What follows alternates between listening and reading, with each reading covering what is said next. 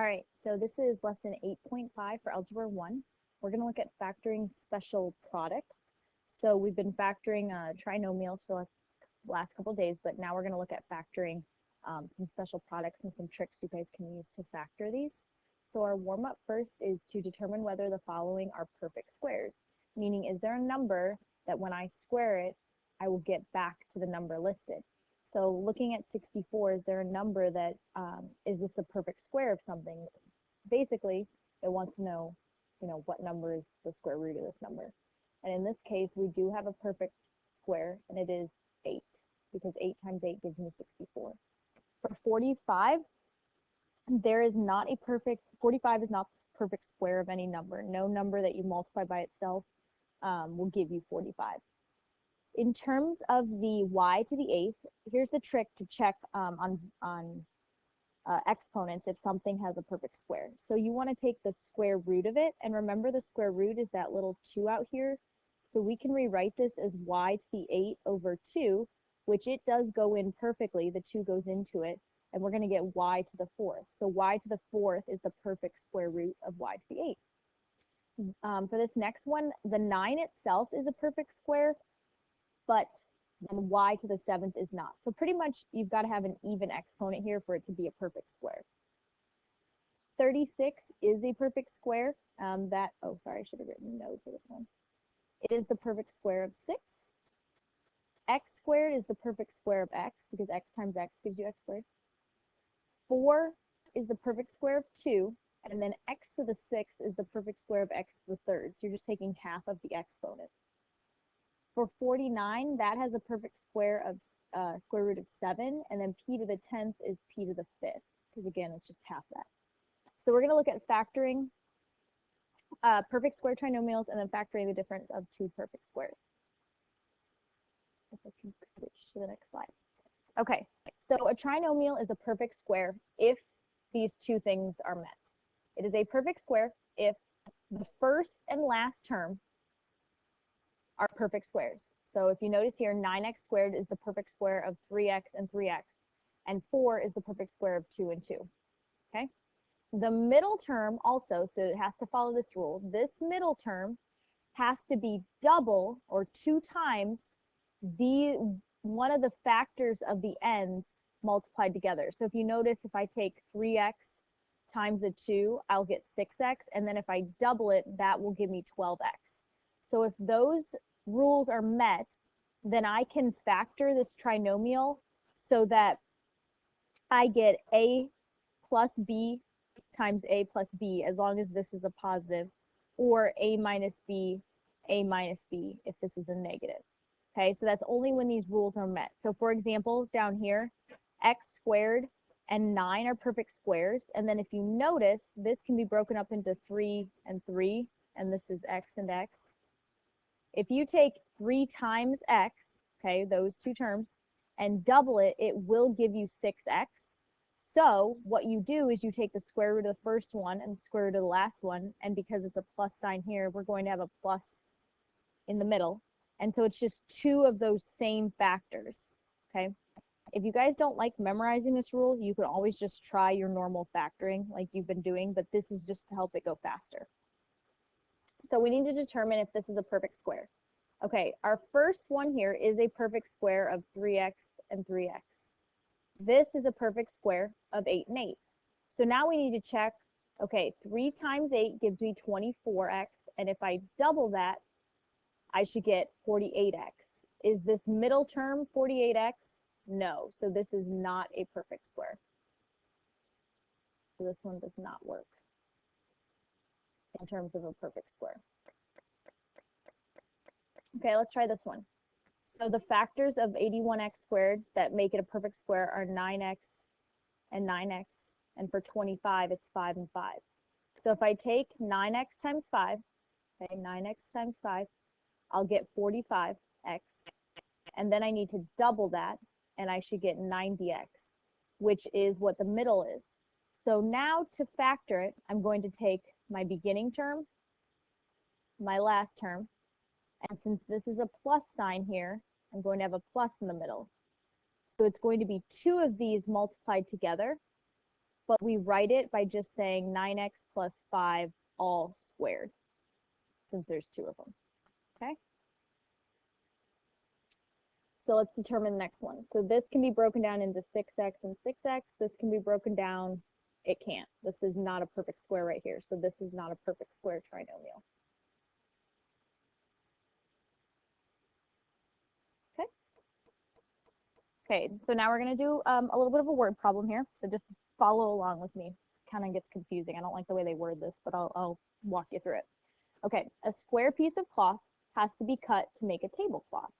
The area needed for this tablecloth is given by this trinomial, 16x squared minus 24x plus 9 inches squared.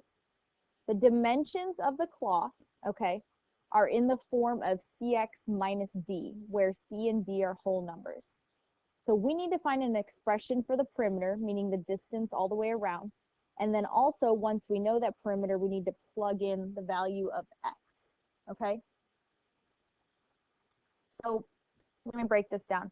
What we need to do is we need to actually factor this trinomial here. And if you notice, it's a perfect square trinomial because the perfect square of 16x squared is 4x and 4x. And the perfect square root of 9 is 3 and 3. And if we check, 3 times 4x gives me 12x. And then if I double it, I'll get 24x. However, if you notice, this is a minus sign here. We need to have a 4x and a 3 here, 4x and a 3 here. We need to have a minus sign in the middle, okay? So basically, if I take one side of this tablecloth times this other side, I will get back to the area, because the area of a rectangle or a square, whatever it is the length times the other length, okay? So one of the sides is 4x minus 3, and this other side is 4x minus 3. Well, if we're finding a perimeter, let's think about that. We actually have to go all the way around, so we actually have 4 sides that are 4x minus 3, right? Kind of follow me? Stay with me, we're almost there.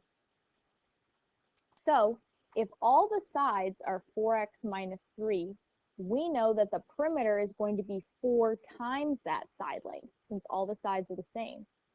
So we can plug in 4x minus 3 into one of the side lengths, distribute that 4, and now we know the total perimeter is 16x minus 12.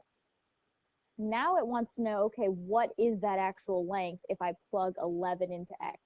So if I plug 11 into x, 16 times 11 minus 12, and I calculate that out, I will get 164 inches. Okay? So all we did on this last one is we just factored to get the side length. Okay, another trick. In chapter 7, we learned that the difference of two squares comes in the form a squared minus b squared. Basically, it was saying if I had something, as long as these were the same numbers and I had a plus and minus, when I foiled it out, the middle terms would cancel, so I'd only be left with the beginning and the last one. So you know that this is a perfect square if the first term and the last term are both perfect squares, and there has to be a minus sign in the middle. So pretty much I can factor a perfect square. So as long as the first term is a perfect square, the last one's a perfect square, and I have a minus in the middle, I can factor it so it's the first root plus the last root all times the first root minus the last root. So I've got to have opposite signs here. So for example, if I have x squared minus 9, that breaks up into x and x. This breaks up into 3 and 3. So it's x plus 3 here, and then an x minus 3. Just make sure you recognize the difference of two squares. The coefficients of the variable terms have to be perfect squares. The powers on the variable terms are always even, and I said that in the warm-up. And then the constants themselves are perfect squares. So these down here are perfect squares. So we need to determine if this binomial is the difference of two squares. That's the term we use. So is this first one a perfect square? Well, the only way to make 3p squared is to take 3p times 1p. So right off the bat, we already know this isn't a perfect square since 3 times we don't have one number times itself. So this is not a perfect square. Or sorry, I should call it the difference of two squares. That's the correct term. Not a difference of two squares. So the first ones we did was the difference of, where are we, back up here? The difference is a perfect square trinomial, and down here we're looking at the difference of two squares, just so you get the terminology. Okay, let's check this next one. So can this be broken down into two perfect squares? Yes, I can do 10x times 10x, and over here I can do 2y times 2y. So because of that, now I need to check the sign. If the sign is a negative in the middle, I know that I can take that first term, the square root of that first, the square root of that last, so I get 10x and 2y, and I'm going to have a positive on one and a negative on the other.